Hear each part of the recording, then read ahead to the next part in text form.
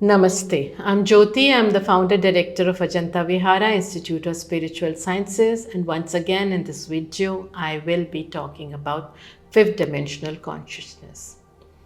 This time, my focus is on the history. What were different eras of consciousness? Why were these important? How were these different? I'll try to cover as much as I can. I don't want this video to become very long. So if after a point I realize that we are not able to cover, maybe I'll bring in another video. Now, to understand era of consciousness, why these were important, what were these, I think we need to allow ourselves to open up to a new belief system, a belief system that is maybe beyond your own religion, your own narratives, your own storylines, whatever you have learned till now, to look into something that's a source of ancient wisdom, and this is Sanatan Dharma. Now, don't get reservations about knowing more about it because you feel it's a religion, it's a dharma, and we are talking about Hinduism here. We are not talking about Hinduism. Hinduism, the way it is in its current form, of course, came into being much later, and I'm not getting into the origins of current Hinduism and why it happened and how it happened. I'm looking at Sanatan Dharma as the source of ancient wisdom because my focus is always ancient wisdom, because I'm a clairvoyant and I have been channeling a lot of ancient wisdom from various sources, whether it's a dimensional understanding, whether it is understanding about life, existence, evolution, what is the reason for us to be here, why we are here, why we are suffering, and why we need to break our patterns and how we can do that, and various other things. So I have been tapping from the time I was a child. I was born with this clairvoyance, and I was not only born with clairvoyance, because if I use the word clairvoyance, a lot of you who are not aware will go and look for a definition, and then you might not get a clear understanding as to what I have been receiving, or what I have been engaged in my spiritual existence, along with my material reality, who this is all about. So I have not only been channeling a lot of guidance and messages from great masters and beings in light, but I've also been privileged enough, blessed enough to be guided by them to move beyond the time, to look into other dimensions, to look into various kind of experiences that consciousness can bring to you. So whatever I'm bringing to you is truth. To believe it or not believe it is entirely your call. So to make it your truth is entirely your choice. If you do not feel connected to this, you can look for videos that will help you, resonate with your belief system. But whatever I'm bringing to you, to me, is the truth. Now let's looking into the consciousness. What kind of different consciousness, level of consciousness we've had. So as I mentioned to you, Sanatan Dharma, if you understand, it is been mentioned that there were four eras of consciousness. So if you understand time, and don't understand time as a linear, because if you understand time as linear, progressive, where from 2 years old you become 20 years old and then 40 years old, and in your mind that is progression, or from life to death is progression for you, or from a small house to a big house is a progression, that's a linear milestones, then it might be very difficult for you to understand this concept of consciousness, this concept of time, because what I'm talking is circular, right? Because it is a belief system on which Sanatan Dharma is based, or the philosophy of life, which says that energy cannot be created or destroyed. Now you'll be saying that this is not Sanatan Dharma, but it is Sanatan Dharma. That's a different thing. A modern scientist proved it with certain studies and presented it to the world with the right formula or the right explanation. But explanation was there even in Sanatan Dharma, right? Atma or soul is energy.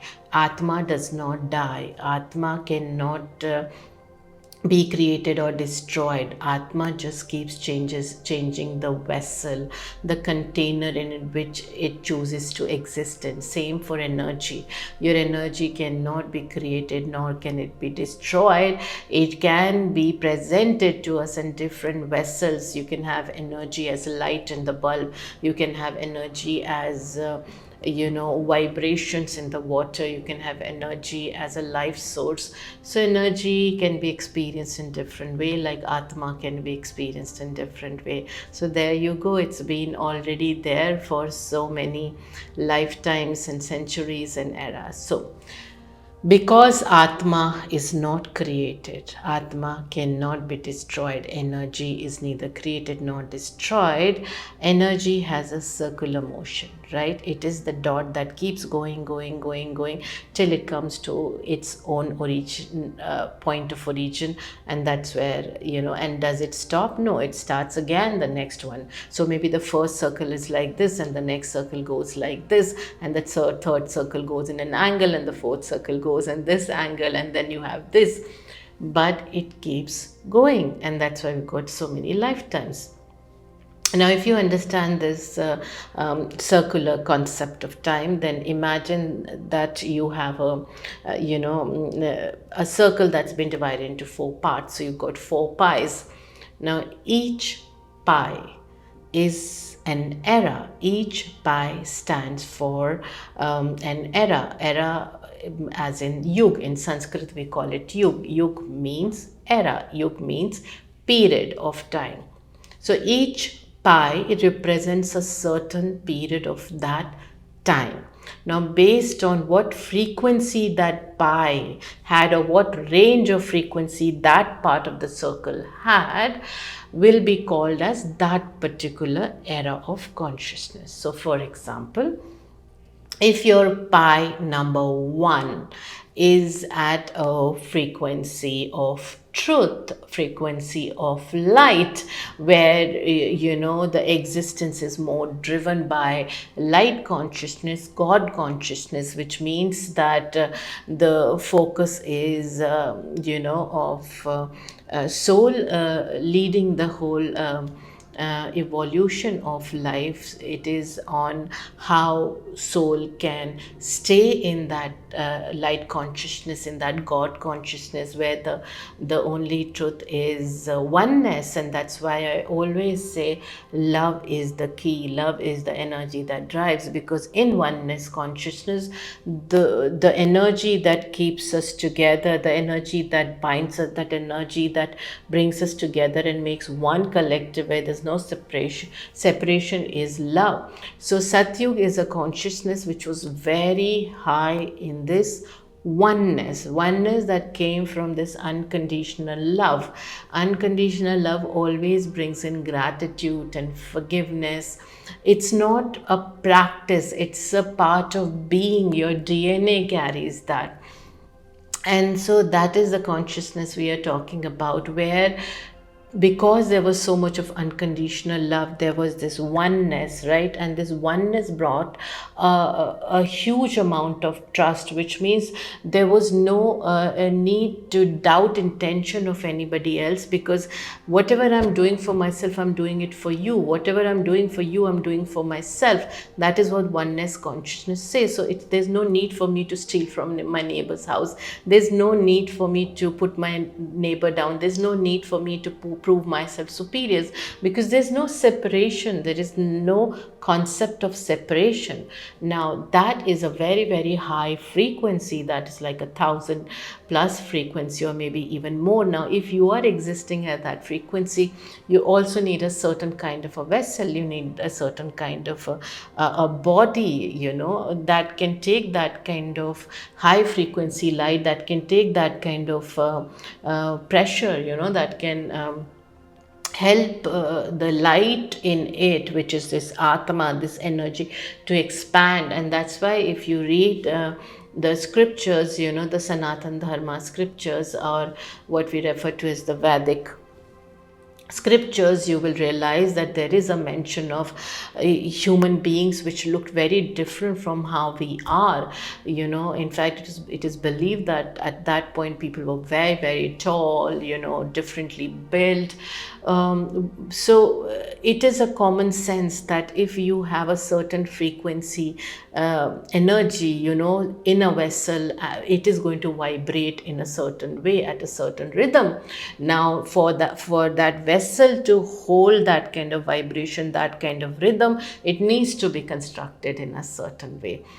So that is what Satyug, or the era of truth consciousness, was all about, where the truth was this oneness. And this was in fact the longest era in this whole cycle of time that we want to understand. So out of all the 4 eras, this was the longest era. Second era, which is referred to as Treta, is also a very high consciousness era, and quite similar to Satyug, but of course, there is a shift in frequency, there is a shift in vibration, because of the oneness consciousness now also allowing certain bubbles to happen, and these bubbles are these collectives. So it's like I am one with this collective, and I am one with this collective, but I am choosing not to be one with the other collective. Right? So which means a little bit of this whole separation philosophy starts to come in, that whole belief system that I don't have to be one with everybody, I have to be one with the people that I love. But this was just kind of what you say as a beginning of that kind of belief system. So your Treta Yug was the era of consciousness where you still have the focus on love, you still had the focus on love as the truth, oneness as the truth, but still what you say, small parts of separation has started to happen, and that's where inclusion of matter along with energy more and more started happening.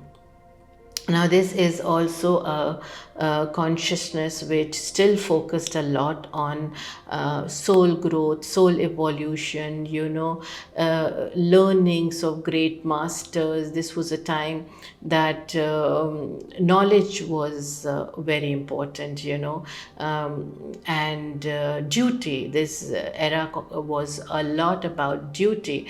So how you are in duty, which comes from an understanding of service, right? And then came the third yug, or the third era of consciousness, which was known as Dwapar. Now Dwapar is where one started to experience more and more of the separation consciousness, more and more of moving away from being one as a whole universe, as one existence, all the beings. It's not like you're superior or you're inferior to other beings. Now that's where more and more separation, which means more and more fear, because now comes this need to control, now comes this need to be in power, to not lose one's identity, not lose one's grounding and foundation. So this is the era of consciousness where a lot of that kind of energy, and trying to find the balance of this energy kept happening. And then came the fourth era of consciousness, or the fourth yug, and that is the Kali or the Kal Yug, which is what we are currently into now. The Kal Yug is a yug where we have experienced, or we are experiencing, separation consciousness to its fullest, which means we are allowing ourselves to experience fear to its fullest, because now you got these small little hubs and collective, and each one is trying to find the grounding, right? And collectively it's like, bunch of sticks. When you put them together, there's a strength, but if you open up and each stick is then to its own, which means they have a fear of, anytime be broken. So we are exactly in that state. So fear consciousness currently is at its highest, because we are in Kal Yuga. Kal means dark. When you are connected with your darkness to the maximum, when the darkness inside out is the one that's leading the existence, leading one's consciousness, or is impacting one's consciousness. Now, most of you would think, oh my God, we are doomed if this is how we are. Well, it's not like that, because as I said, that we are into, a circular concept of timelines, which means each pie, right? So your Satyug was the biggest pie, and then Treta, and then Dwapar, and then Kal. So if, say for example, Satyug was 4, right? Then your Treta became 3 ratio, as I'm saying, and Dwapar became 2, and Kal Yuga became 1. So 4 is to 3 is to 2 is to 1. In fact, if you were to even look at the duration of each of these eras, you will realize that Satyug, for example, lasted for 4,800 divine years. Now, we'll not get into the divine years and all, because our focus is fifth dimensional consciousness, and so we are touching base on this history of different eras of consciousness. So 4,800. Now, if you were to look at your Treta, then it was 3,600, and if you were to look at your Dwapar, 2,400, and then Kal is only 1,200 divine years. Now, not only these time periods are important, but one must understand that there are time periods of transition, what we call as Yug Sandhi. Like for example, for those of you who are very familiar with astrology, you would have heard about Dasha Sandhi, Mahadasha, say from Shukra Mahadasha to Shani Mahadasha, from Venus Mahadasha to Saturn Mahadasha. There is a transition period, right? Like from day to night, there's a transition period, and that's called dusk. From night to day, there's a transition period that's called dawn. Same way, every yug has a transition period, and every yug has a dawn period and a dusk period. So Satyug also had a dusk period, right, before Treta started, and then Treta had a dawn period before Treta started. So your Satyug, dusk period were colliding into the dawn energies of the Treta, which was an incoming era of consciousness. Same way for each of the era of consciousness, we have had dawns and dusks. Now, between dawn and dusk is a resting period. Now, this resting period is a space, where collectives make choices. And I know it comes across as very crazy thing, but collectives do make choices in that, to decide as to, whether they want to stay back in the era that they were in, or they want to move into the era that they want to. Now, who are these collectives? These are the collectives who've already been, allowing themselves the balance of all consciousness, which means your Sat, your Treta, your Dwapar, and your Kal within themselves, right? The soul has stayed connected to the alignment of these different eras. then why not all of us can do that? Because most of us choose not to be aware of what is consciousness, why is it important, how we can align ourselves, how we can benefit from it. So it is really important for us to be aware as to what is it that we need to do. And that's why you have this video on fifth dimensional consciousness. So if time is circular and you've got all these pies, logically speaking, after Kali Yuga, what comes after Kali Yuga will come Satyug. But it's not the way people talk, you see, because Kali Yuga is going to have its dusk period, right? Because it'll be setting. When it is setting, Satyug will be rising, which means there's going to be a dawn period. But between your dusk and dawn is when you are going to have that resting period, right? That twilight zone. Now that space is very, very important, because that is where maximum transitions happen. That is where maximum balance is achieved between the two yugs, between the two eras.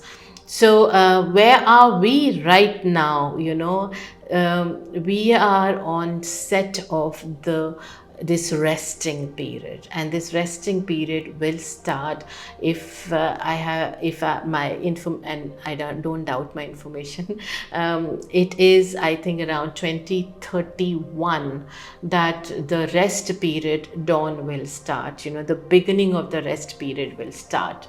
I will be bringing insights to you as to what you need to do to tune into fifth dimensional consciousness, what exactly it is, and how you can align yourself in ascending to that consciousness, and why is it important, and what kind of change it is going to be bringing in as we move forward. For today, this is all we need to look into. Please understand, go read more about these era of consciousness and understand what is it that separated these. In case you still can't find any information, drop your comments and I will reach out to you with more insights. Hope this helps. Till next time, love and light.